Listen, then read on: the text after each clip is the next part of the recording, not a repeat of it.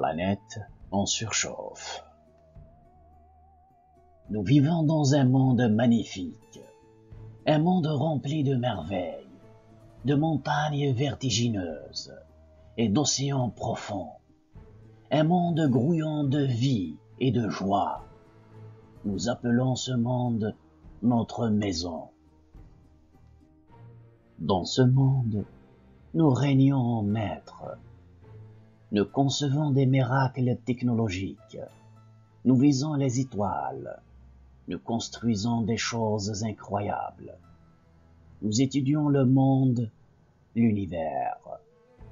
Nous essayons de rendre notre vie toujours plus facile, grâce à de nouveaux gadgets qui visent à tout améliorer. Notre monde est plus facile, mais est-il meilleur? Notre maison paye un lourd tribut pour toutes ces facilités. Nous modifions la terre. Nous massacrons les oiseaux et les animaux avec lesquels nous partageons cette planète. Nous mettons en danger nos semblables. Le monde est en voie de désertification. Le niveau des océans monte. Les glaciers fondent. Les récoltes s'effondrent. La température augmente. Un monstre hante la terre. Il s'appelle le changement climatique.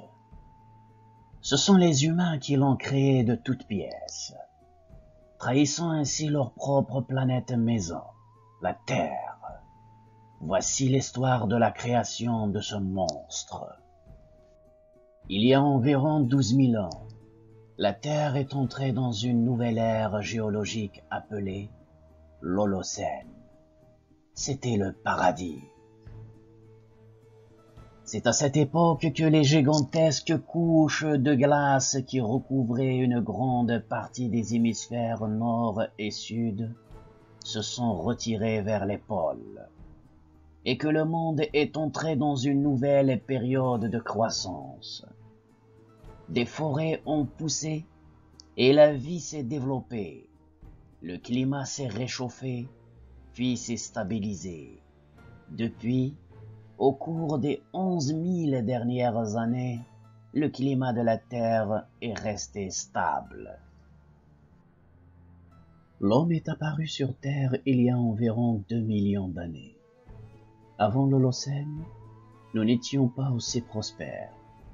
C'est depuis cette période que nous avons beaucoup progressé. Nous avons découvert l'agriculture. Nous avons construit des villages et des villes. Nous avons créé des œuvres d'art et fondé de grandes civilisations. Les pyramides de Gizeh, la civilisation de la vallée de l'Indus, l'empire Maurya, l'empire romain, tout cela s'est produit pendant l'Holocène. Cela a été rendu possible grâce à l'essor de l'agriculture et du commerce. Nous avons cultivé des plantes. Nous avons fabriqué des objets que nous nous sommes échangés. Nous sommes devenus prospères.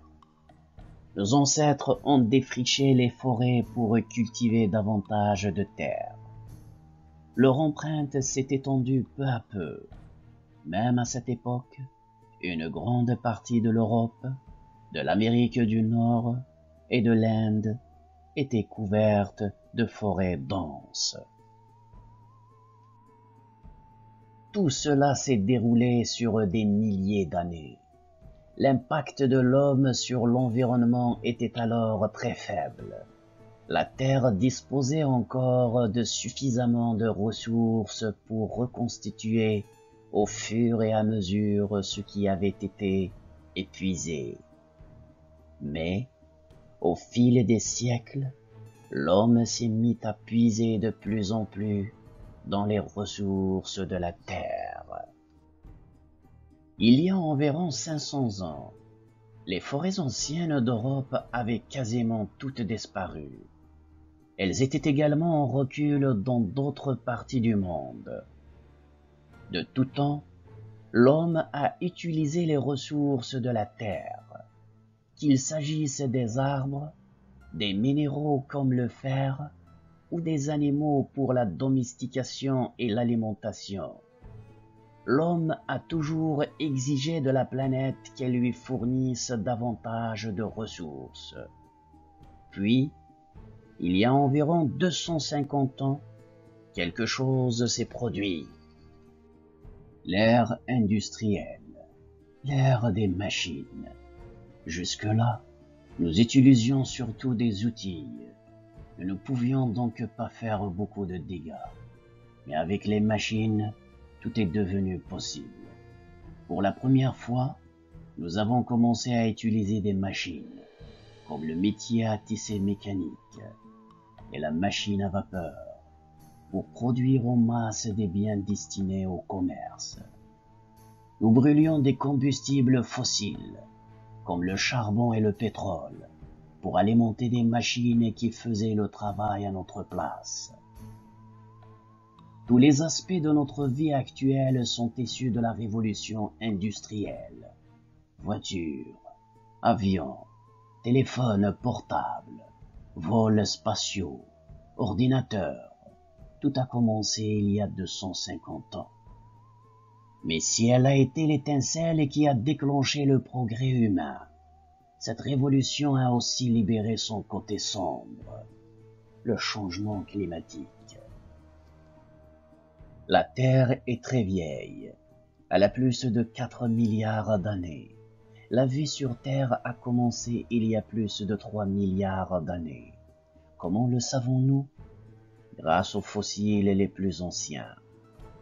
Que sont les fossiles? La planète a abrité une foultitude de plantes et d'animaux. Tous les arbres et toutes les créatures, y compris les humains, sont principalement constitués de carbone. Lorsqu'ils meurent, comme les continents se déplacent, leurs restes retournent dans la terre où ils reposent. Au fil du temps, ils réapparaissent sous forme de carbone, comme le charbon, le gaz ou le pétrole. C'est ainsi que sont créés les gisements fossiles de la Terre. Quand nous avons commencé à extraire le charbon et le pétrole pour les brûler et alimenter nos machines, nous avons donné naissance aux combustibles fossiles.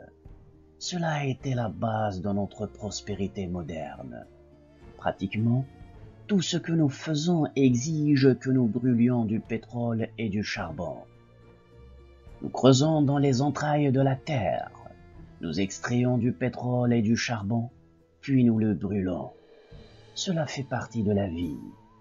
Mais nous avons tellement creusé et brûlé que nous avons rompu l'équilibre de l'Holocène. Plus nous brûlons de charbon et de pétrole, plus nous rejetons de dioxyde de carbone. Celui-ci est stocké dans l'atmosphère où il piège la chaleur du soleil. La planète se réchauffe. Elle devient un four, dont la chaleur modifie le climat. Lentement mais sûrement, la Terre devient invivable. Il fait actuellement 1,2 degrés Celsius de plus qu'il y a 200 ans. Si nous continuons ainsi, d'ici 2050, la température augmentera de 2,4 degrés Celsius. Si cela se produit, le niveau de la mer montera. Des villes comme Mumbai et Kolkata pourraient être vidées de leurs habitants. Les glaciers de l'Himalaya commenceront à fondre. Les fleuves comme le Gange et le Brahmapoutre seront en crue en permanence. Et quand les glaciers auront disparu, les fleuves s'assécheront. La canicule rendra impossible toute sortie pendant la journée. Même à l'intérieur, les gens souffriront de la chaleur. Des super cyclones prendront naissance dans l'océan et frapperont l'Inde chaque année. L'eau potable sera de plus en plus difficile à obtenir. L'Arctique et le Groenland perdront toute leur glace. Les forêts brûleront chaque année. Des jungles les plus profondes aux montagnes les plus hautes, les animaux mourant de faim. Les épidémies et les pandémies comme celle de la peste pourraient devenir plus fréquentes. C'est un futur terrifiant pour le monde entier. Mais tout espoir n'est pas perdu. Nous n'avons pas besoin de continuer à brûler du charbon et du pétrole. Le monde entier peut arrêter de brûler des combustibles fossiles d'ici 2050. Pas de combustibles fossiles, pas de dioxyde de carbone supplémentaire dans l'atmosphère, pas de réchauffement climatique. L'espèce humaine est intelligente. Elle est parvenue par le passé à construire des technologies capables de tirer de l'énergie du soleil, du vent et de l'eau. Si tous les pays du monde disent non aux combustibles fossiles, nous vaincrons le monstre du changement climatique. Nous vivons dans un monde magnifique. Nous pouvons préserver cette terre splendide, remplie de merveilles, de montagnes vertigineuses, d'océans profonds, ce monde grouillant de vie et de joie, ce monde que nous appelons notre maison.